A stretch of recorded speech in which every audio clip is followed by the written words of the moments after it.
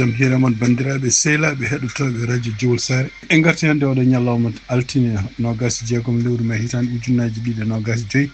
addanno habaruji moon e ɗemgal Pulaar toɓɓe men ɓuuri mawnude ko toon to États-Unis poɗɗen ɗum noon ko hannde woni mémoral day ɗum noon ko ñalawma manditare walla nde militaire uji mayɓe e terrende combat ciftorte ƴeewen kanko Donald Trump to hol discours aji ɗi waɗi hen helka habaruji men international manaw en toon to Israël hono kamɓe Colombie no wayno ɓe mbi ɓe nomi hon gono ambassadeur mabɓe toon to état Palestine ɗum ɗo fof ko ɓeydude haare wonde walla mettodiral gongal hakkude won leyɗele won Europe surtout kamɓe Colombie Espagne e hakkude mabɓe Israël toon kadi to Europe bato bongo toon to Madrid haalde ko fati en affaire Israël surtout en hakkude leyɗe tawko leyɗele arabeɓe e leyɗele on gon toon ɓe kolli wonde alay saago Israël kañum hoore mum wawa sanction ngaji mbawa fawede muɗum emen jaa toon to Sénégal en woni heddi hen ko balɗe ɗiɗi hono dialogue poɗɗo wonde toon dialogue national ƴeewen kadi holko ɗamina hol jogorɓe wasde tawtorede kono noon ko ɓuuri heewde yimɓe partiji ɗi e yimɓe hohoɓe ene wayno koko jogorde tawtorede toon to Mali pelgodiral waɗi toon hakkude waɗi boni koɓe armi Mali ɗum noon kadi wiye capanɗe neɗɗo maayi hen cokkitorɗen journal men ko jokkodirde Tijane Niang ko jogini hen ko fati e coftal ɓalli ɗum woni titre ji men ɓurɗi mawnude oɗo journal mangare desoji muɗum joni joni siftindon tan hannde ko altinis nogas jeegom lewru mai hitande ujunnaji ɗiɗi nogas joni may gartude joni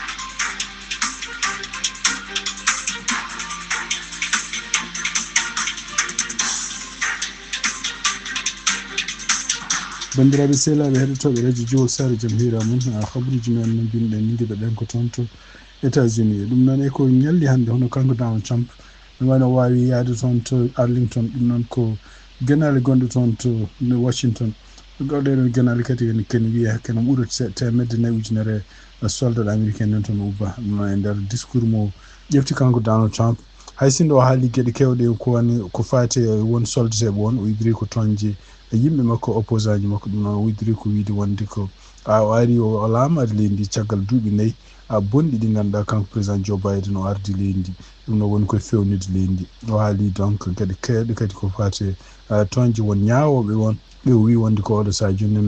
nan dartina kala jamiroje ɗe o waɗata pour yaltinde e yimɓe ɓe ganduɗa ngala kayitaji walla ɗi yimɓe wiyata criminel en yaltinde ɗum e États-Unis e wiide makko kanko Donald Trump ɓeɗo ñawoɓe ko mbaɗata ko ɓe jiiɗi ko bona wonande leydi Amérique o wawi wonde fof ene woni kanko Donald Trump en yiyande waɗata discours nde hono ministre makko de la défense ene tawno e kadi vice président makko ne tawno hohoɓe hewɓe kadi ne tawno ha hande toon to États-Unis toon to congrès tugnade kadi habaruji jaltuɗi toon to CNN walla journal biyete USA Today ene wayno ko kamɓe sénateur uji républicain ji e tugnade konngol makko kanko Ron Johnson ɗum noon ko sénateur jeyaɗo toon to Wisconsin o wi wonde ko ene wayno ko biilo haysino ummima toon to suudu représentant ji ene wayno votama toon kono ene wayno toon to Sénat ene wayno ɓe jogui ɓe gandi joni waɗi républicain ha heewi woɗ kañumen koye men ma vote pour calo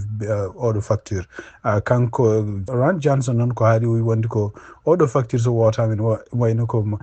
gueɗe kewɗe ko fati e Medicaid ɗum noon ko ballal assistance mo gouvernement jogui ko fati wonnen yimɓe wasɓe walla famɗuɓe doole ɓe mbawa liggade e rokkude ɗumen ñamde e rokkude ɗumen kadi assurance médical doole e ɗum ɗo koko kuppete ɗum noon e wayno ko kamɓe républicain no wirini en tawde ɓe joni oɗo sadio ene mbawi blogde oɗo facture ɗum firti wonde koma wonande caɗele mawɗo wonande kanko Donald Trump siftinde on tan ko facture o votama toon to suudu représentant ji eyyi kono ene wayno toon to Sénat ene wayno ko haysindo kamɓe républicain ji ɓuuri hewde toon keewal ɓe jogui ko 53 jonde contre 49 jonde taw ko démocrate en jeeyi ene wayno ko oɗo sa joni républicain jante démocrate en pour blogde oɗo facture wasde votede so votaka noon firti kadi ko mawruto toon to suudu représentant ji o wawe kadi waɗede modifié pour ƴeewe holko wawi waylede makko ha beele Sénat ne jaaɓa toon to congrès gueɗe jarata ko alay saago hunde ummo toon to suudu représentant ji voté so wotama ha gasi ɗum noon so tawi ɓenna toon to Sénat so Sénat jaaɓi koɓe kaali ko hen tawi ala ko waylete hen ɗum woni Sénat jaaɓa so Sénat jaaɓi ɗum woni ya toon to bureau kanko garduɗo leydi wonta loi donc oɗo saaha ene wayno ko ha hande kamɓe républicain ji walla kanko Donald Trump ɓe ɗaminaki wonde oɗo facture ma ɓenna oɗo facture kadi kamɓe républicain mbi wonde ko oɗo facture so wotama ɓeydu ñamale wonande États-Unis kene ɓuuri trillion ngaji tati dollar ɗum noon ko e duuɓi sappo garuuji tumnade hannde mbiɗo deputide ko fate e comptabilité toon to gouvernement fédéral kabaruuji e ɗemngal Pulaar e radio Jawol Saare. hannde ko fate e guerre gonɗo toon to Ukraine hono kanko Frédéric Merz ɗum noon ko kanko woni chancelleur kesso mo toon to Allemagne o ñande altine hannde wi wonde koye ene wayno ko kamɓe alliiji occidentaux ji gonɓe toon surtout sehlaaɓe Ukraine ene wayno ɓe guitti kala hadde nde ɓe joguino henne pour wiide wonde pour wonde hon kaɓirɗe wonɓe mbawa hutorade ɗum taw ko kaɓirɗe berlotoɗe bombuji to waɗi to e nder en toon e nder Russie ɗum noon ene wayno ko kanko hoore makko o haalani oɗo saa joni so tawi ko kamɓe Allemagne ɓe continue eɓe jogori neldude Ukraine hono ɗiɗo misilaji bawɗi werlede to woɗɗi taw ko misilaji marque touriste ko Allemagne kañum ferno ɗum Allemagne koko salino neldude ɗiɗon misilaji toon to Ukraine ɗum noon ko guila e laamu kanko Olaf Scholz ɗum noon ene wayni ko oɗo saa joni hono gardiɗo laamu toon to Allemagne o si babunde ɗeɗo balɗe tati jeeyaɗo hono kamɓe Russie eɓe continue bombardude toon to Ukraine nokkuji fof ɓene bombarde ɗum noon ene wayni ko oɗo saa joni o e wiide makko kamɓe Europe naaɓe ɗum noon ko gila e France ha e Allemagne Angleterre ene wayno oɗo saa joni ɓe goppiti kala ka hadde nde ɓe jogino nde ɓe pawno e Ukraine pour hutorade kaɓirɗe donc kaɓirɗe ɗe ɓe jogui ɗe ɗum noon ene jeeyano ɗeɗon kaɓirɗe kadi hono misilaji américain ji ɗe ɓe joguino kamɓe Ukraine ene wayno ko oɗo saa joni kamɓe Ukraine mbawi hutorade ɗum noon ɓe goni koye wadde pression e kanko Donald Trump surtout en siba mbude yiyede ono Putin oɗo saa joni kañum hoore mum e wiide makko woni koye toñangue mawgue saabu continue werlade misilaji e dronaji toon e nokkuji ɗi ganduɗa ɗo civil en goni e kadi nokkuji e continue kadi salade kaldigal beele jamno dañira kono e tumnade kadi konngol gumigol toon to Russie porte parole gouvernement Russie hono kan o wi wonde ko ɗum ɗo ko décision mo moƴƴani wonande relation ngaji hakkude kamɓe Russie e kamɓe Europe ɓe mbi wonde ko ene wayni ko so ɗiɗo décision ngaji so ƴeftama firti wonde ko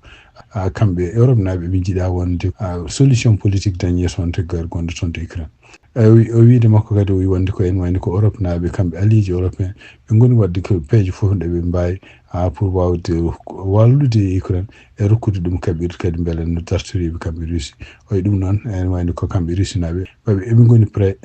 ko pour hollude wonde kaɓe mbawi hawde e guerre oɗo habaruji men international to Ukraine ko balɗe tati ɓennuɗe en yiyede wonde misilaji kewɗi ene diwa toon ene jippo toon to Ukraine ɗum ɗo fof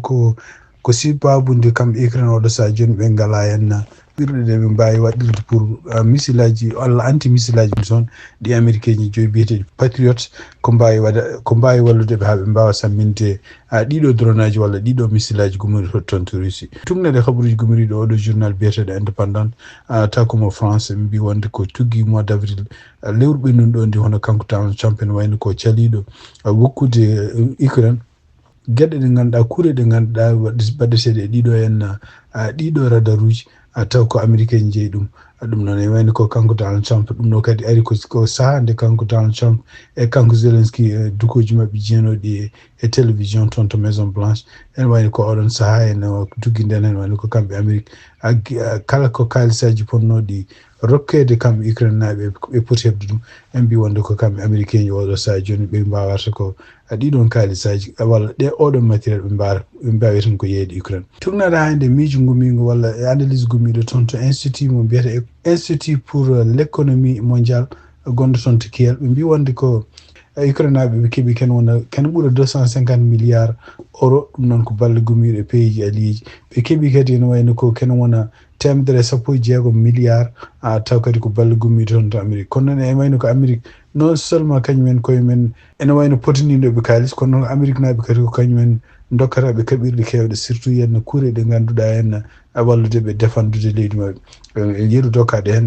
ko américain ji kadi avion ngaji F-16 biyaɗi ɗiɗi fof ko marque américain ji kañumen jamirta yo artu mabɓe kuure ɗe ganduɗa henna kutorteɗe kon anti missile biyeteɗo patriote taw oɗo saa joni kamɓe Ukraine naaɓe ɓe ngala ɗum ko ɗum woni oɗo saa joni ɗeɗo balɗe tati walla nayyi jeeteɗe hono kamɓe Russie naaɓe ɓe mbawi neldude missile mo bela fof ni yana e weeyo kamɓe Ukraine naaɓe ko sibabunde oɗo saa joni ɓe mbawa kamɓe Ukraine naaɓe hutorade ɗiɗo missile aji biyeteɗi walla anti missile aji biyeteɗi patriote ɗi ganduɗa ko américain jeeyi kanko Donald Trump won continue hande wiide wonde ko ala hankadi kaalisaji ɓe dokkata kala koɓe dokki alay saago ɓe keɓa kamɓene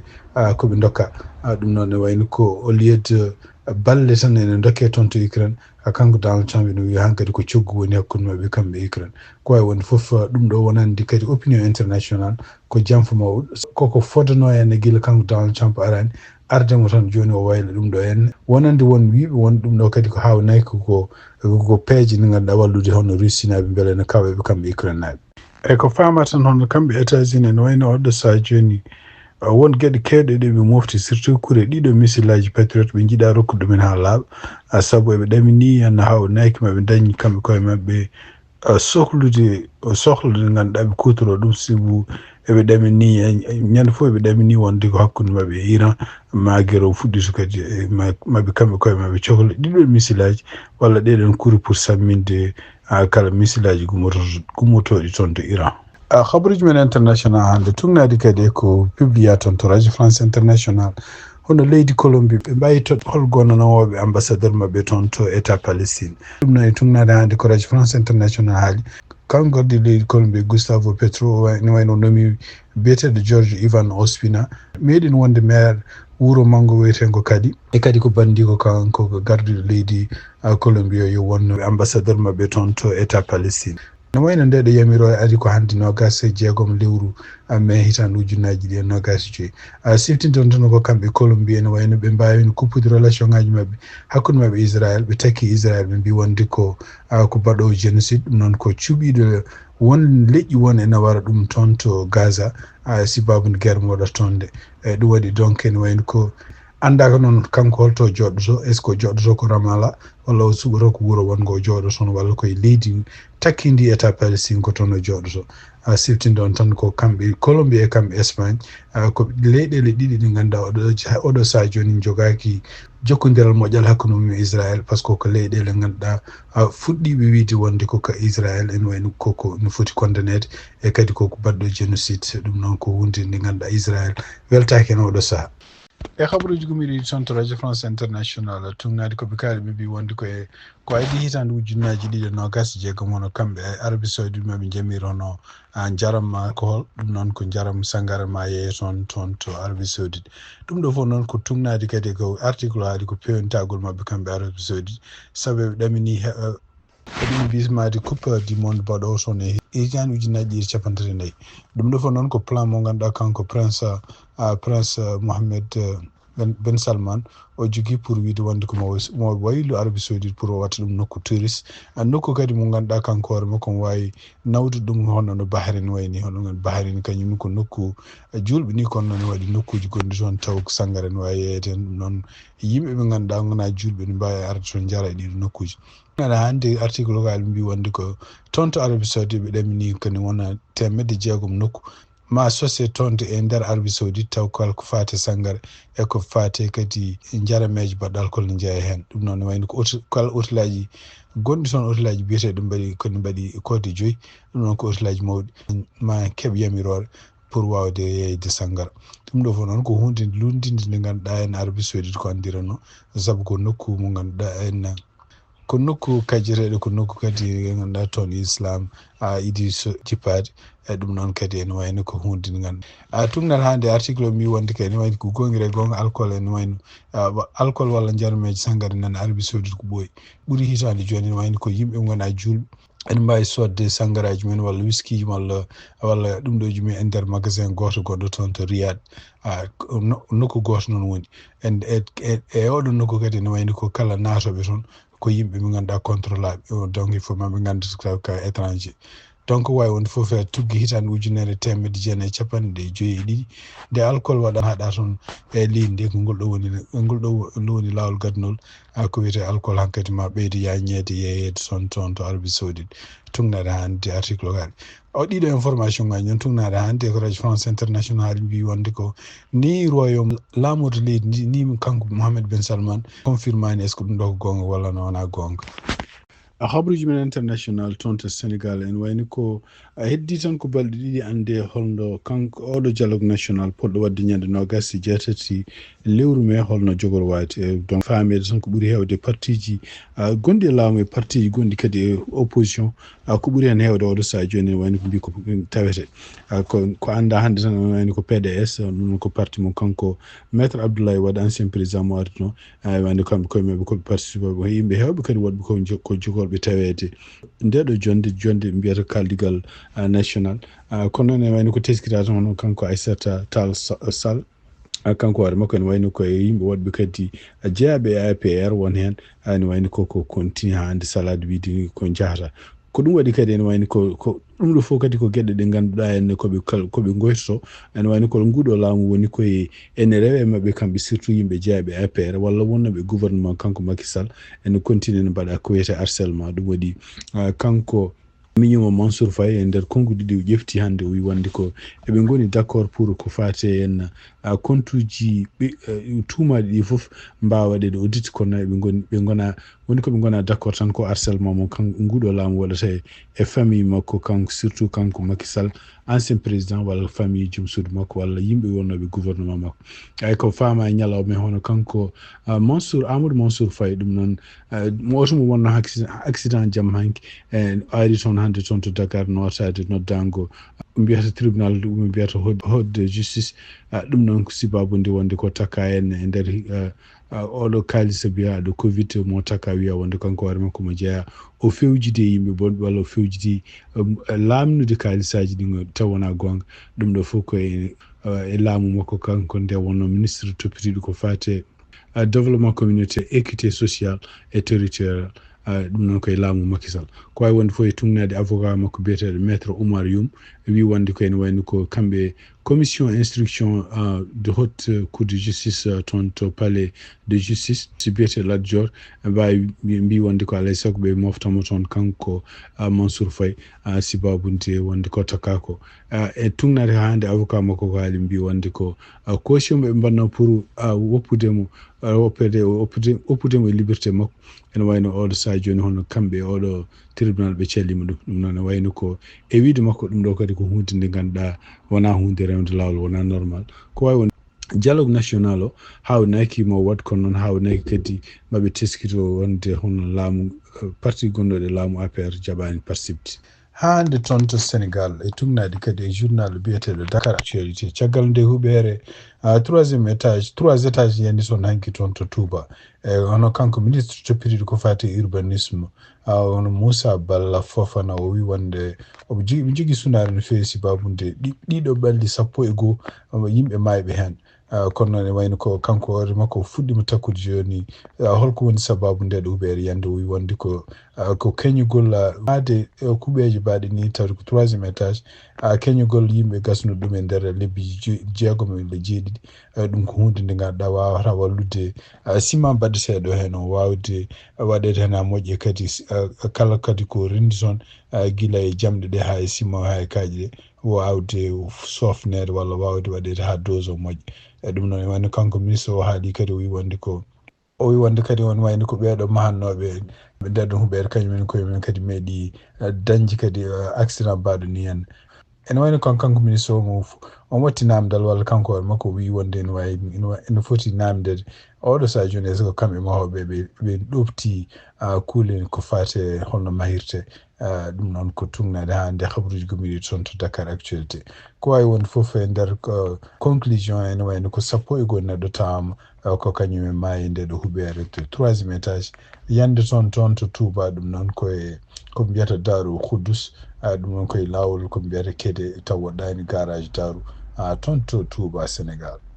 habaruji men international cekkitorɗen ko toon to Mali tugnade ko radio France international reporti hono kamɓe waɗi boniyankoɓe ɓe mbawi yande toon to Mali ɗum noon koɓe mbawi warde ken wona 40 kadiɓe taw ko soldateɓe Mali ɗum ko ñande 23 lewru mai hitande ujunnaji 225 e nder oɗon kamɓe ɓe janito camp militaire gonɗo toon to Djoura ɗum noon kadi woni koye région mofti ɗum noon kadi koye hakkude leydi Mali kamɓe waɗi boniyankoɓe wiyeteɓe jinin kamɓe koye men jokkodirɓe Al-Qaïda ɓe mbawi e nder communiqué ɓe mbaɗi mbi wonde ko ene wayno ɗum noon e wani ko kamɓe jogui jimade oɗo kan ɗum noon ene wani ko caggal mum kamɓe radio france international ɓe mbawini kadi jokkodirde e yimɓe wonɓe toon taw civil en et sécuritaire en pour wade gonɗinde wonde ko gonga oɗo kan kamɓe jinnin ɓe jani ɗum toon kamɓe jinnin kadi ɓe mbawi neldude vidéo ji e photo ji ɗum noon ko taw ko militaire ji malinaɓe waraɓe toon ɓe mbawi kadi hollude hono kaɓirɗe ɗe keeɓi aussi kadi ɗeɓe kamen koye maɓe ɓe kepte e l'armé Mali ko wawi wonde ne wani ko oɗo saaha ɗo gonɗen ɗo en ala communiqué baɗaɗo ummide toon to gouvernement Mali pour gonɗinde walla semtinde kaɗo haala ko wawi wonde fof ene wayno ko kamɓe Mali eɓe jogui caɗele woni région ngaji gonɗi toon to Mali taw ko waɗi boni hen koɓe goni toon ɗum noon ko dugui tan hitande ujunnaji 215 kamɓe gouvernement Mali walla gouvernement ji ɓennuɗi Mali ɓen continue habde waɗ boni hen koɓe kono noon e wayno ko ala taw ko gassi bandiraɓe sehilaɓe heɗotoɓe radio Diawo Sarr ma en jokkodiri Tidiane Niang joni rokken ko jogani en ko fate coftol ɓalli Tidiane Niang bisimilla. Assalamu aleykum wa rahmatullah musidɓe tedduɓe hettiyankoɓe halirde radio Wol Sare joni kabruji men coftol ɓalli gadorɗen kabruji men cofsal ɓali koye nder leydi Mauritanie tournoi rewɓe UEFA juɓɓinteɗo e lamorgo leydi Mauritanie Nouakchott kihiɗe hannde équipe national mo leydi Mauritanie rewɓe keeɓi polgu mumen garwanigol e compétition officiel caggal nde équipe o sosa hitande ujunnaji ɗe 19 équipe national mo leydi Mauritanie kañum heeɓi polgue yesso kippu Guinée Bissau taw ko logui ɗiɗe ndiga ha joni ko fatendi ɗon mba to stade Cheikh Boyde kihiɗe hannde Sénégal kañum hewdirno Sierra Leone kiwidiral ngal wawi gasir ko ɗeke on partout andamo pottitte demi-finale oɗo tournoi rewɓe juɓɓinteɗo e lamorgo leydi Mauritanie Nouakchott Mali ma hewdire Sierra Leone Sénégal ma hewdire kippu Libéria coupe du monde mini football juɓɓinte to leydi Bakou hitande ujunnaji ɗe 25 ñalawma janggo équipe nationale mo leydi Mauritanie mini football ma hewdire nando mabɓe mo leydi France woni 18h GMT gasi haalaɓi kihiɗe hanki jaabi ha tirdi salange BMCI hitande ujunnaji ɗe 24 hitande ujunnaji ɗe 25 caggal polgu kippu FC Sahel mo darnaymi kañum heeɓi polgue yesso kippu Aïde Foot mo elmina taw ko loggol gotol e ndiga hono keblowo kippu leydi Mauritanie Arthur Lopez Garay ma holli doggol Mauritanie noddaɓe ñalawma alkamis 29 lewru mai hitande ujunnaji ɗe 25 e pottitte ɗiɗi équipe nationale mo leydi Mauritanie jogui jeegom lewru juin hakkude mabɓe kippu Centre Afrique 10 lewru juin hakkude mabɓe kippu Burundi keblowo kippu leydi Mauritanie sukaɓe yaroɓe duuɓi 17 woni I17 Yacoub Fall omo jogui pottitte ɗiɗi taw ko pottitte cehilagal hakkude mabɓe mo nando mabɓe mo leydi Algérie kiwdirɗi ɗi zuwata ko 11 lewru juin to Blida to leydi Algérie guddiren kabruji men cofsal ɓalli jaabi ha tirdi coupe inter arena hitande ujunnaji ɗe 24 hitande ujunnaji ɗe 25 kihiɗe hanki kippu FCFS kañum heeɓi polgue yesso kippu Jowol Sare taw ko logui ɗiɗi ndiga kippu Jowol en jogui final goɗɗo ma en gartu hen kabruji men paaɗi inchallah kabruji men cofsal ɓalli ko ɗo kaaɗi en calmini hettiyankoɓe haalirde radio Wol to mbawi wonde foof Tidiane Niang a jarama